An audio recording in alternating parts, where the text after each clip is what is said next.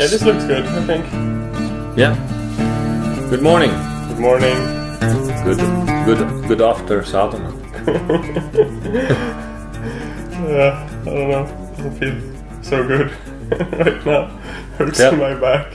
Tell me more. Tell me more. My back hurts. I feel pretty tired. It was a lot of suffering today. During the Waheguru, my leg went numb. I couldn't almost feel it in the end. I could feel your pain. It hurt so much. But I faced it and I came through the other side. But it was long, very long. Yeah. Yeah. But I kept my eyes closed the whole time and sat on my I heard your as you kicked in your voice, you raised your voice a pitch, and that's a really good thing to do. It helps. It helps because these mantras, these techniques that the yogis have given us, they're there to help us through this process. So I experienced that myself many times, especially when you go to the white tantric yoga, where you sit to meditate for like 8 hours in different challenging positions, holding your arms and really challenging yourself. So if you connect to the vibration of the mantra Waheguru, Waheguru, Waheguru, Wahejiyo, you go into that. For me, it shatters my mind, or it's like focus my mind and shatter the garbage. Yeah, the garbage is like thrown away. Because you have all of this, I can't sit any longer, I can't stand another minute, I can't do this, and then you're like Waheguru, Waheguru, Waheguru, I can't sit anymore, Waheguru, I can't sit anymore, Waheguru, I can't sit anymore. Then Waheguru. Exactly. Because so much pain, you get so much energy from the pain. That's the thing, so you can generate more like positive energy, your voice just gets stronger, more powerful, and you feel it. I can hear some of you maybe watching this say, why sit on your heel for like 22 minutes in the morning? Yeah, it sounds weird. Why do we do it? I ask you. Oh, you ask me? Well, obviously you do it to challenge yourself, to I mean, it's you're also in a hero position. Say the soul conquers the mind or the ego. So when you sit there, a lot of negative stuff like comes up and a lot of pain. And when you face that with this beautiful mantra, you somehow transform your mind. Yeah. I guess that's why we do it. Yeah, and it's like going to the gym. Yeah. If you want like to get more fit in some place, and as we talked about the last time, that many people, almost every people and every creature on the earth strive to find their highest potential or get the most out of life. And one thing to do that is to take this opportunity to get rid of your negativity, your ego, your fear, all things that makes you smaller than you are. It's like a workout for the mind. For the mind. Instead of like lifting, building a muscle in your biceps. Weight, yes, yeah. You can't do anymore, and then that's when most muscle is created, because your mind sensing, wow, I can't lift anymore. Then I need to build more muscle so I can have more for the next time. And so you're right, and that's the same procedure as we do here, as they do in the gym. So it's nothing weird about that. But we used to do 2.5 hours in the gym. And wake up 3 a.m. I had last evening I was really tired. I was so tired, I didn't get my 11 minutes nap at lunch, and I worked all day, and I was in this meeting and a lot of people, and then at 6 o'clock I felt like, oh, my body sends the signal, you need to sleep, you need to go to sleep. And I know the difference between I'm just tired or you really need to sleep. Yeah. So this was like, you really need to sleep. Then I had to cook some dinner and take care of the family and things like that. So I had to struggle a bit yesterday. Then again, I know this is the first, for me, it's the first week. The Monday, Tuesday, Wednesday, Monday to Friday, I also work. I have a full-time work, so do the sadhana. So I think the first week before I have like tuned in and adjusted to this, my experience is, yeah, I have to struggle some more. The next week, week 2, it will get better, and the week 3, and so forth. So it's just this first week, and then I put in for me they worked really well, the 11 minutes power naps. I did it the other days and there was no problem, but then when I skipped it, then I felt like so yeah. for me it works. You will find your own way how to do this. I can really recommend that you plan beforehand, like when taking something as big and challenging as this into your new routine. I mean, you somehow, Adam has done it a lot of times, so he knows, and you can deal with more than I could. I mean, I couldn't have your schedule and do this. It wouldn't work. I would just fall asleep sitting at your job, you know. Yeah. So, like planning, maybe your food better, like have it cooked already. Do like on the Sundays, prepare some meal prep, because you're not gonna have the energy to stand and cook like on a work day. No. And the thing is also, like when you start, like when you get a training schedule or something, usually you increase the amount of resistance or the amount of time you spend in the gym, or increasing the weights. But here, like you start where you where you end also. Yeah. But this is a bit different because new things always come up, but somehow you go right into it. Yeah, that's right. And so planning is a good thing to do. Yeah. And from my experience, sometimes it's uphill, sometimes it's like and sometimes downhill. It's like, woof, this is like nothing, and it goes on like this, and this is like the movement of life. If you haven't experienced it so far, this is like the movement of, it's gonna be like this all the time. But as you have experienced this, as you go through the 40 days, for sure, on 40 days you will have ups and you will have downs. And as a yogi, it's about how can you surf on the wave of life.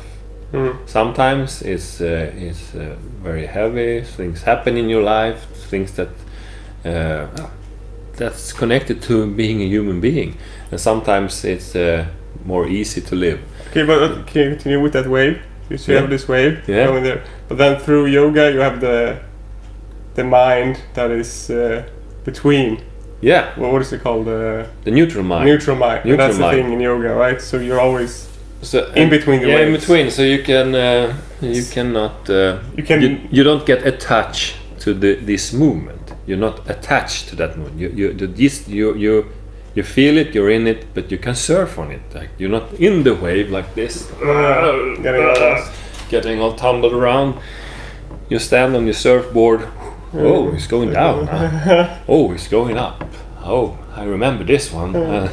And that's the way it goes. And by sitting 22 minutes on your heel, doing this mantra, saying it like 100 times or more. Yeah, more. It's like training. What we do on the yoga madras, you train yourself for the real life.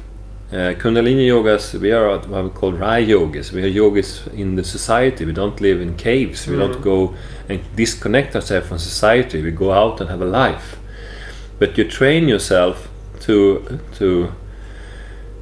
be able to manage the waves of life, because you will get the same challenge as you get from the positions, from the asanas on the mattress as you will in real life. Yeah. It's not different. You're the same person. Sitting on your heel is like not very comfortable. No, but it's like a high amount of stress. Yeah, and put you tension on the body, and you learn to breathe through that, to sink through it, and facing that tension on the yoga mat will then automatically lead to you being able to handle more tension out of the yoga mat, which would be like your life, society, your job. And that's why we do this, because then you're like skilled, then you're trained for it, and then you walk into life. Oops, my computer just burned down. Well, now I will have to find a new one. You cannot change the way things will happen, but you can change the way how you relate to what's happened. You can cry, you can get upset, you can do other things, you can just or you can do some things, other things. But that's the power of doing yoga and doing it regularly, that you're able to zoom out and see this is how you're not affected by the waves of life. Oh Lord, oh wow. Yeah. You see them, you're in them, but you're not affected by them. Yeah. So it's not like you're not going to experience life. No, it's not. You're not a zombie. Like, no, it's just. I don't care. I don't. You're more stable. I'm. So you can more deal stable. with it. But I was curious, because people who don't do this wonder a lot about the mantras. Yes. In my parents. So the mantra, could you explain something about it? Because each mantra has like a different effect. Is that correct? Maybe something in common, but something special that it. Yeah, you can. There are some. All mantras you can. There is a translated meaning of them. Yeah. So you can like write this is meaning this and this is meaning that. But and these mantras, there are a lot of mantras out there.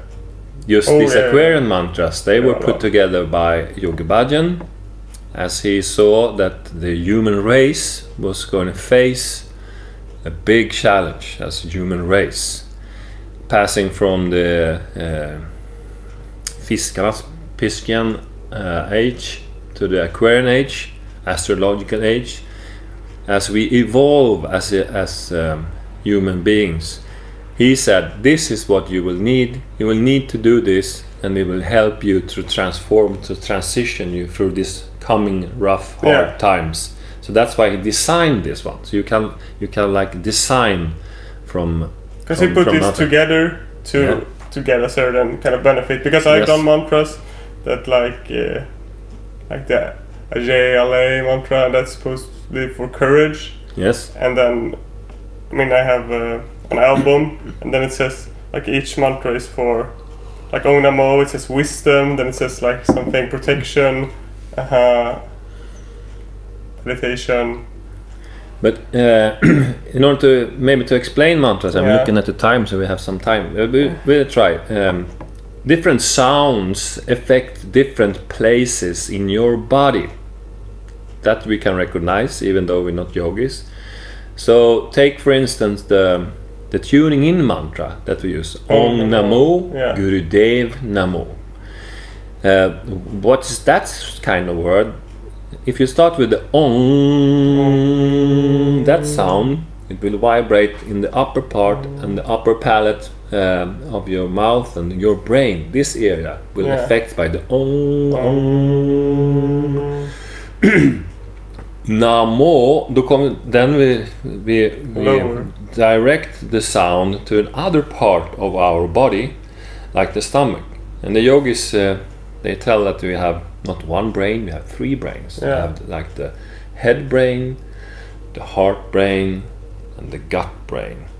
So in order to function as a human being is supposed to have function, you need to connect all these three. Not being in your head, right, wrong, up, down, left, right. That's the mind, that's the head, brain. Yeah, but okay, if you have three different parts where you can vibrate, why don't you just make a sound? Namo Gurudev Namo. Om Namo Gurudev Namo. Om Namo Gurudev Namo. You have tuned in. That's why you do this, so you can open up that areas of your body to connect energetically. Yeah, but if you put it like that, then we could only do that mantra because it hits every spot.